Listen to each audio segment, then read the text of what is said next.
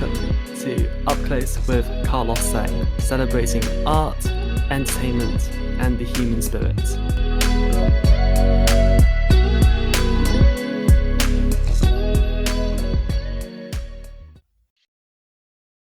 Welcome to this very special episode of Up Close with Carlos Sang. Today, my guest is a two-time Olivier Award winner.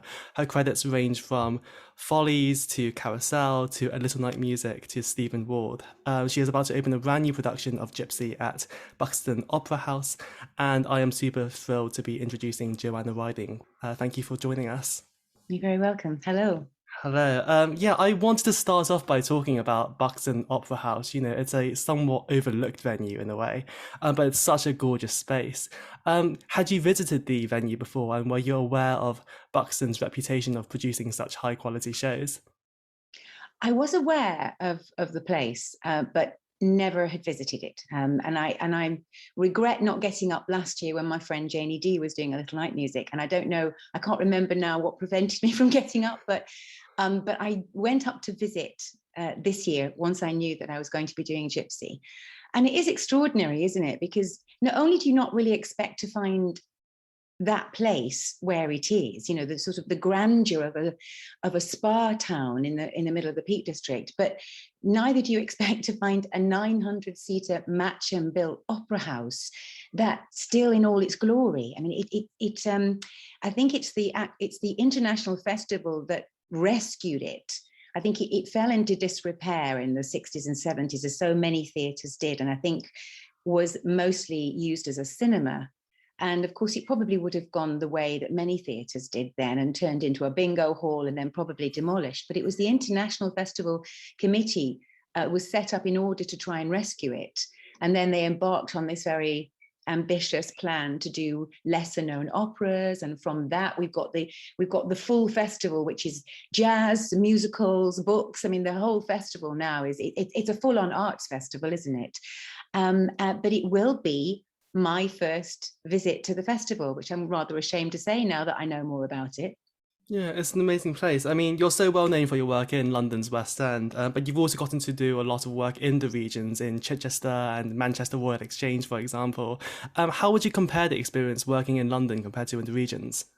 I couldn't really say that the audience is different. I mean, obviously the theatres in London tend to be much bigger affairs, but not in the case of the Opera House. So of course, Manchester Royal Exchange is a very unusual theatre in the round. It's a very different feel, but also in the regions, I've tended to do more plays than musicals, which of course is also a very different experience anyway. It tends to be a different crowd too. What I've really enjoyed about going up to places like Manchester is that I am a northerner myself. I'm a Lancashire lass. And so, yeah, I feel very much at home there. Not that I don't feel at home in London, but, you know, they are my people up there. And it is nice to go up there. And it's quite difficult for many elderly members of the family now and friends to get down to London. It's quite a trek from Lancashire. So to be able to go up there and, you know, have a coach load from my local village come and see me is really nice. So for me, it's a bit like heading home. Yeah, and the upcoming production of Gypsy is so eagerly anticipated by musical theatre fans around the country. And Madame Rose is such a highly coveted role. Was it an easy decision accepting this part? And was this a role that you'd been wanting to play for some time? It was a very easy decision because it's one of those roles, especially for a musical theatre actress of my age. It's like the Everest. If you're a climber, you got to do Everest. And it's the same thing, I think, if you're a musical theatre actress, yeah, you know, it's one of those roles that's got to be climbed. It's terrifying, but that's why it should be climbed. Yes, I didn't really see myself as there yet, because I think, like a lot of people, I you know, in my head, I'm still 26, you know. So, but, you know, you suddenly hit that period in your career where you're playing mothers. But if there's a mother to play, she is the mother of all mothers. She is the mother to end all mothers. So, yeah, it was a very easy decision. But she is, the role is a beast. It's massive. And of course, also bear in mind that there hasn't been much theatre for many of us because of the pandemic. And so vocal stamina, physical stamina, isn't what it was pre-pandemic. So here I am approaching probably the biggest thing to date in my career after 2 years of doing very little. So I'm even more terrified because of that. We've seen various incarnations of Gypsy over recent years, including the Leicester Curve production that Paul Carousel also directed just under 10 years ago. What have the conversations been like with Paul when you've been working together, and how can audiences expect this Gypsy to be different? I think it's Paul is viewing it as an opportunity to revisit it afresh, to have a completely fresh look at it.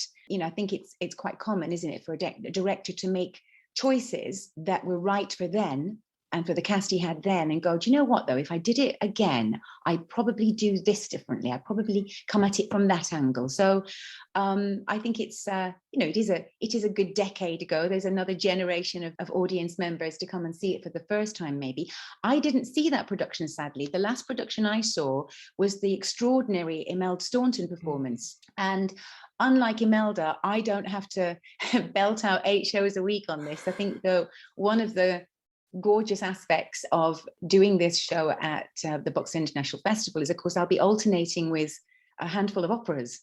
So over the course of 3 weeks, I think I have only 8 performances. But vocally, that is going to be a lot easier than 8 shows a week. Yeah. Yeah, I remember when the announcement was made that you would be leading the production as Madame Rose. Twitter kind of like exploded with excitement and joy, and then I noticed that you're actually somewhat absent from the world of social media, and I was kind of like wondering why that was, and if perhaps that might change. I think it's a generational thing. I'm of the age now where I can reveal that I managed to leave school without looking at a computer. And because I didn't need computers or to be particularly adept at using computers for my work, they sort of passed me by. So social media, it's always been, everything technical has always been a bit of a catch up with me. Coupled with the fact that even once I, caught up and could do emails and got on Facebook and what have you, I have 2 children. And my work and my family just meant that I didn't feel that I could go down that rabbit hole, because social media can take up a lot of your time. And I think once you develop, from what I see, once you develop a profile on Twitter and what have you, it is expected that you continue to contribute. And I didn't feel that I had the time in my life to do that properly. My dad always had a saying, if a job's worth doing, it's worth doing well. And I don't like to do things by halves. So I just felt if I went down that path, then I would really have to go down that path properly. And I couldn't do that. So I do follow a few people, but I don't actually tweet myself. I do appreciate how wonderful it is and how useful it is. And I know that certain producers would like me and prefer me to have more of a social media profile, because, it gathers followers and it puts bums on seats. But I just feel that I kind of missed the boat now as well. Oh, you know what? Never say never. Never say never. Exactly. I was looking over your career history, and I think for a long time I thought the first time that I experienced your work was in Follies, but actually it was probably in the film adaptation of Into the Woods. And I was kind of like wondering, how did that opportunity to work on a big Disney film come about and playing Cinderella's mother? It's because the director of Ashford knew my work. He started out as a choreographer in theatre. Theatre was his first love. And I remember doing a self-tape. And he said, when he saw me on the self-tape, he went, "Oh, that's Jo Riding from the West End, blah, blah, blah. We must get her involved." So it was a wonderful experience. The role is a, drop your popcorn and you miss me role. But it turned out to be so much more than that, because I think it was Meryl Streep who very much wanted to do rehearsals for the film, like a musical theatre rehearsal. So we all got together like you do on the first day of a rehearsal. We had a read through. They wanted to sing live very much, so we had to practice the songs, and then they decided they were going to do the album before we actually started filming. So we were all together in a studio for 2 weeks working on the songs with Stephen Sondheim. So I got like Meryl Streep on one side and Stephen Sondheim. I mean, I'm in heaven, you know. And it was a lovely company, and my first experience of a film. But as I say, I felt very at home because it was much more like a musical theatre experience, and it was gorgeous to be involved in it, even if I did end up looking like Gandalf's baby sister in a tree. Yeah, I mean, we sadly lost Stephen Sondheim as well, of course, last year. But thankfully, a lot of his work is still regularly performed. Why do you think his work is still so revered in the industry? I think it's challenging. It's witty, it's intelligent, it's not formulaic. You can't always predict where his music will go. He's full of surprises, and he did nothing for no reason. Sondheim is one of those writers where you wholly respect the music. You don't mess with it. You shouldn't mess with it. If he wrote a dotted crotchet instead of a crotchet, respect it, because you know he would have a reason for that. He had a reason for everything. He would think long and hard about every aspect of it. And then, of course, there's his wonderful lyrics. I mean, how rare is it to find a writer who's as terrific at the lyrics as he is at the music? But because he could write for his own lyrics, or sculpt his lyrics into his own music, I think there's an advantage to that. The intelligence and wit and sheer brilliance of his writing, that as an actor there's so much to get into. He was very good, particularly good at writing for women. I think his female characters are so complex and nuanced. There's so much as an actor to get underneath, and I think Sondheim's musicals stand being performed regularly because you could take a role, one person takes a completely different interpretation, but can still make it work because there's so much to get your teeth into and so much to get into. So he's a treasure trove for actors. Actors love him.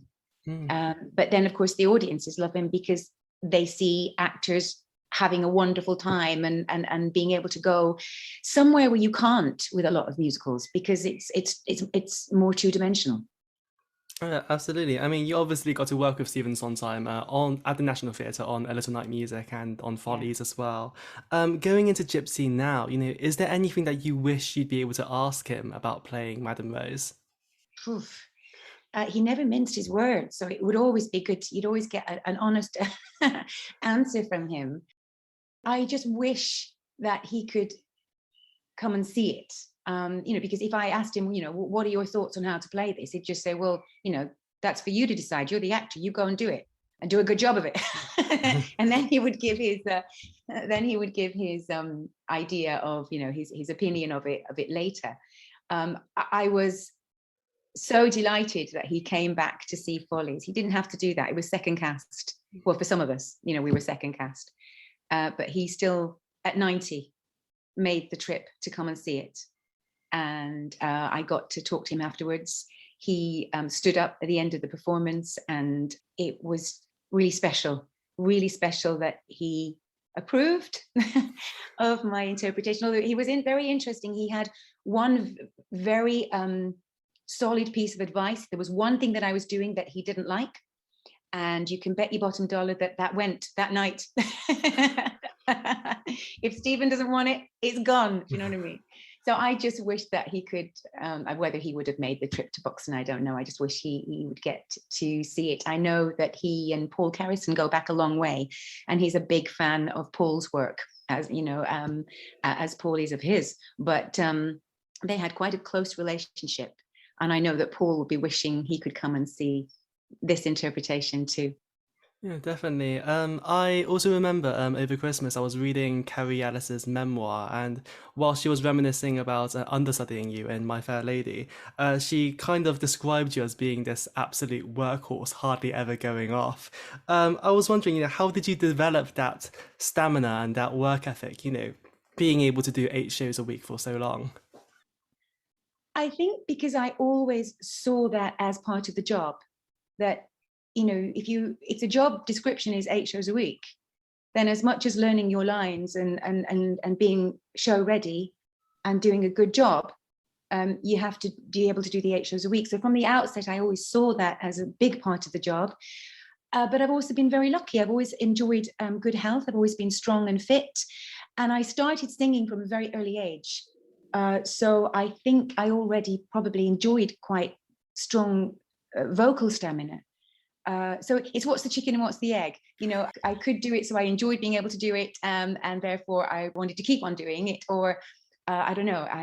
But yeah, I again am old-fashioned in that it would take being under the wheels of a bus to be off. But I love what I do, and I'm a great believer in doctor theatre. Doctor theatre is the magical fairy doctor that comes to visit us when we're not feeling so good the minute we step out on stage. And it's extraordinary. You can feel blue, you can feel sick, you can feel really quite under the weather or just down in the dumps.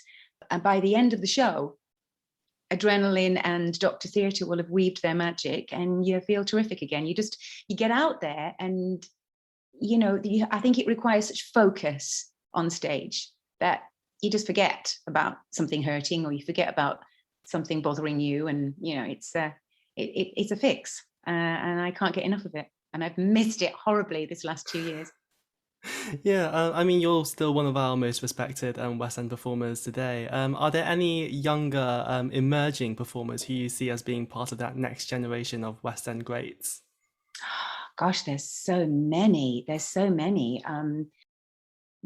I think the generation just below me, it's interesting. I was looking at the concert version of Witches of Eastwick coming up, and I can't tell you how delighted I was to see that Laura Pitt Pulford is playing Jane. And it put a big smile on my face because I love her work. And I thought Jane Smart is in really good hands. I'm quite proprietorial about Jane, and it put a big smile on my face to find that Laura was doing it. She's extraordinary. So for me, she's the big one out there, but she's already sort of, made it. There's so much talent out there. I was very fortunate doing the Sondheim, hosting the Sondheim competition just a couple of years ago now. God, how time flies. And the talent there was just extraordinary. And they wanted me to sing at the end of it, and I sung what did I sing now? I can't remember. No, I sung my song from Follies, and I felt quite intimidated. It's bizarre to say, isn't it? But I felt that, oh my goodness, I have now got to go out there and be the pro. And I'm halfway through losing my mind thinking, I don't think this is any better than the kids. They're so good. So I think musical theatre is not going anywhere, because what I see is extraordinary talent and really versatile talent coming through. So yeah, the industry is in good hands, really. Yeah, definitely. I wanted to ask you as well about Carousel because I love that show, and I recently came across some old clips from the Hey Mr. Producer concert that you performed in, and I hadn't realised that you had actually performed You'll Never Walk Alone before.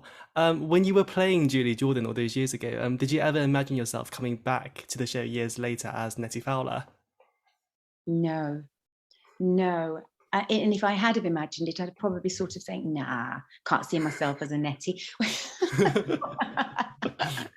But it was Patricia Routledge, wasn't it, playing it as well, and which is so very different to me. So of course, when I got the call from Tim Sheeder about doing it at the park and playing Nettie, my first instinct was to say, no, I don't think so. But when he described what his ideas were for it, post Me Too movement as well. And his idea of generational damage being passed down. I could see where he was coming from about getting me involved, having been involved with that early. It was like passing the baton. You know, there was that the idea of time and generations and what have you. And even the fact that I've now played, I've played opposite Carly Borden now about at least 4 times. And each time I've either been her mother or her auntie. And there was just, you know, it just all fitted so beautifully into Tim's idea and ideas for that show. And of course, it was a groundbreaking production, as was the National Theatre's production for its time. I think it was the darkest interpretation of Carousel to date. But post Me Too movement, of course, Tim had to go somewhere completely other. And I think, you know, it garnered quite a bit of criticism. There will always be the purists who say you can't do that. But I like to think that if Rodgers and Hammerstein were here today, as artists, as creatives who recognize that it's all about connecting with your audience, I think they'd be the first to say, right, we need to adjust this accordingly. Having said that, I think the reason they chose such a dark story in the first place is because they wanted to hold the mirror up to these issues. It's just that they were ahead of their time. I probably guess that there was no, they did write a different ending originally, didn't they? A darker ending themselves. But I think they recognized that in their lifetime, it would probably never be done as darkly as perhaps they envisaged or hoped one day. So I think these shows have to, in order to keep living and breathing and being relevant, because they're more than just a jolly romp and entertainment. They have quite dark subject matter, some of them. And unless you address those and keep addressing those, these musicals will end up collecting dust on a shelf. People simply won't be able to put Carousel on because it's just too stuck in the past, in a very different world. We have to move with the times. Yeah, there's definitely real dramatic theatrical value there. And yeah, I remember seeing Carousel, and you know, it was unlike any other Carousel that I'd seen before. You know, I loved the new orchestrations, especially. For yourself, you know, did it still, you know, having had such a long history with the show, did it still feel like Carousel to you? Yes, very much so. The music is very deep in my bones, and if anything, the new orchestrations of Tom's touched me even more. I mean, of course, all those, you know, millions, it sounds like millions of strings, you know, in the pas de deux and what have you, and the Carousel theme, they're stunning. But to have someone come along and do something so extraordinary and fresh and innovative with them, and especially as our setting was you know, it was a more modern and very British working class feel. So to get those brass elements in, and it was absolutely extraordinary. And I think being a Northern girl, it kind of brought me and Carousel closer in many ways. I'm really glad that I did it. And of course, we nearly didn't happen. I think on technical rehearsal, we had 8 people down at one point with COVID. So it really nearly didn't happen. And of course, you know, with Regent's Park, the weather can play havoc, but I think we only got 1 show rained off. So the rain gods were with us on that one.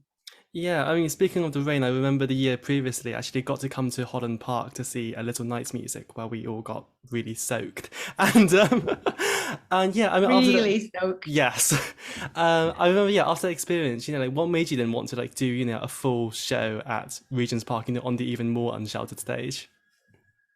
Oh, but it's magical. It is magical. And when it does rain hard, they do stop at Regent's Park.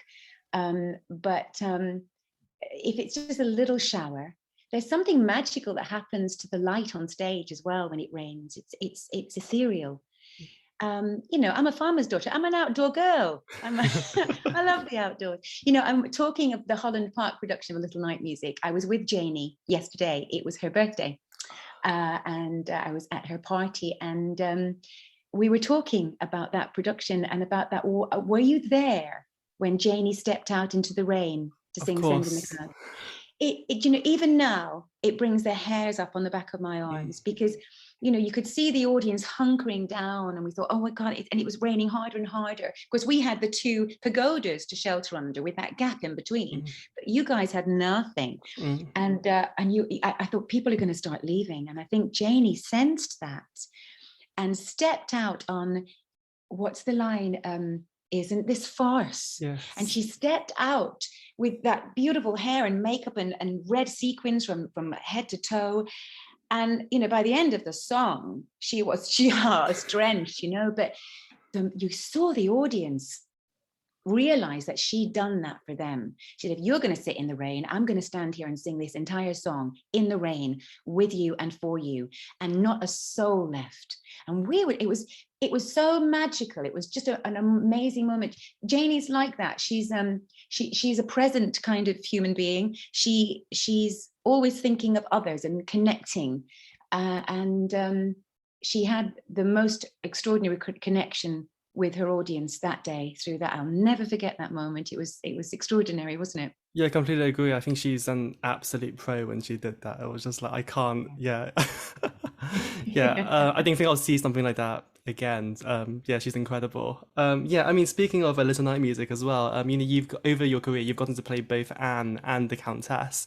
And I was wondering, what is it like, coming back to revisit shows, but as different characters, and with A Little Night Music specifically, approaching Everyday a Little Death from different angles? Yes, I'm not done with Countess yet. I've not really got to play her in a fully fledged production, and I really would like to. So she's on my bucket list, and I better hurry up because I'm a bit long in the tooth for her now. But I just think, for me, she's, from my perspective, she's just the best role. I just think she has the best lines. But it was interesting coming at her again from, having watched her nightly, Patricia Hodge play her in the Nationals production, and then coming to her myself. But I think it adds, you mine all that you've seen and all that you've experienced, and I think that enriches your choices. I don't think there's any such thing as truly original, because any performance that we give is an amalgamation of all that we've seen, all our experiences. I had a teacher at drama school who would say to me, don't take my word for it, go out and see for yourself. And he said, when you go and see shows, he said, it's very easy to sit there and see what's not good and what's not working. That's easy.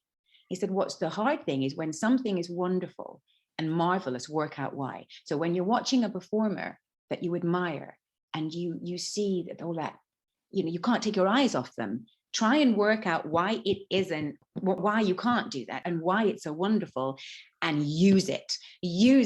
So I used to have a thing where if I couldn't work out how to say a line, I'd close my eyes, imagine how Judi Dench would say it.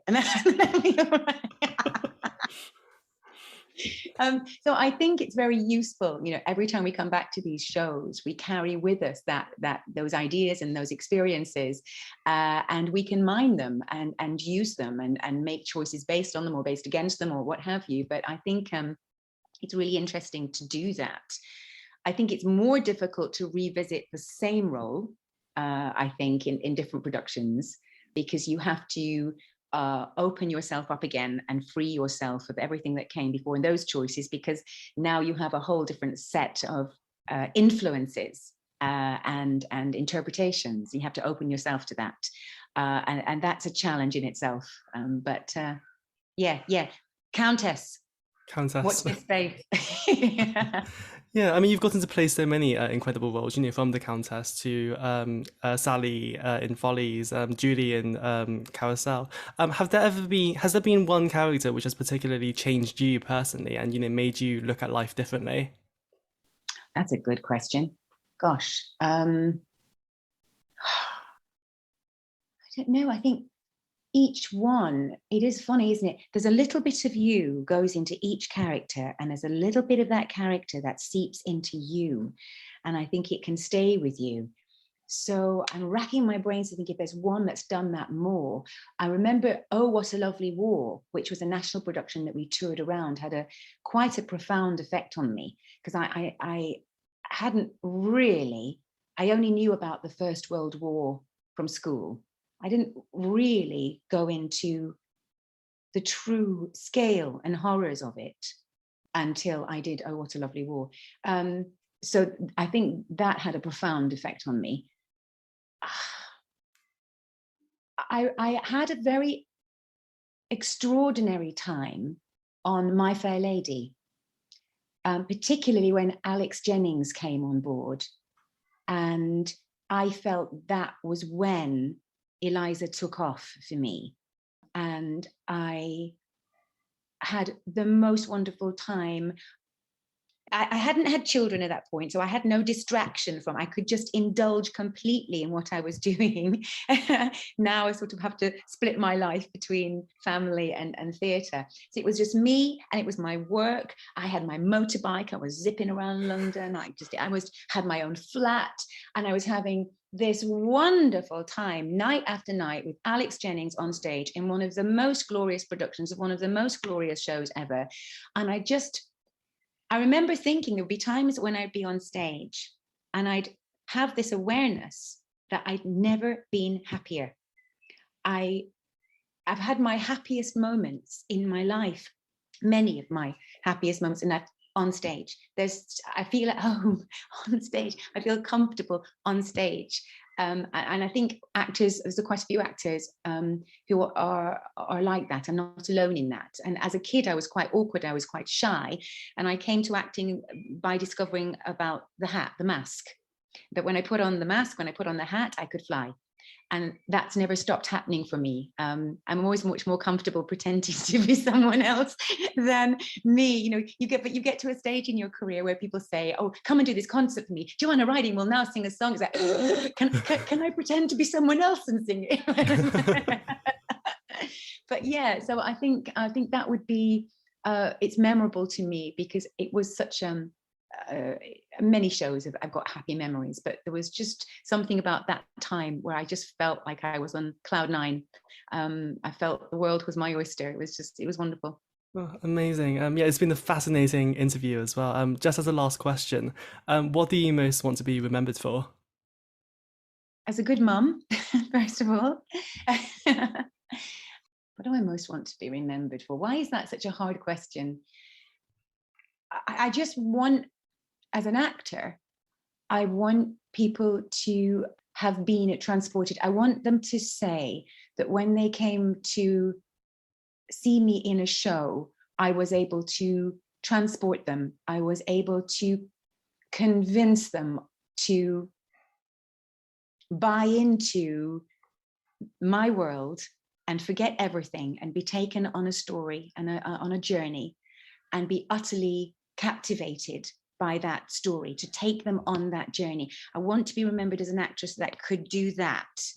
I don't want to be remembered as the best singer or the best dancer. I hope to be remembered as a strong character actress who could embody a character and have people in the palm of my hand and take them on that journey and be convincing. So they forget it's me. They forget who's up there, that I'm utterly convincing as my character. That's what I'd like to be remembered as that kind of actress. Yeah, you've definitely done that for me. I always say Joanna Riding is unrecognizable in every part. But yeah, Joanna Riding, thank you so much for joining us today. Thank you so much for having me. It's been a pleasure.